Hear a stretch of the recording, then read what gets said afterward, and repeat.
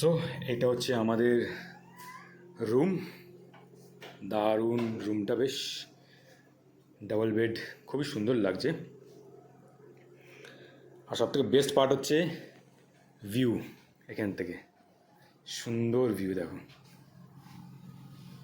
দারুণ দেখতে লাগছে। সামনে পাহাড়, মাঠ, খুব সুন্দর লাগছে। আর এখন বর্ষাকাল বলে লাশ গ্রিন হয়ে আছে পুরো একদম। সুইমিং পুল, আর আরও জিনিস দেখাচ্ছে এখানে তোমাদের। এটা হচ্ছে টি জাংশন। এখানে অনেকগুলো স্ন্যাক্স রাখা আছে, বাট এগুলো সব চার্জেবল। এখানে সব চার্জ লেখাও আছে।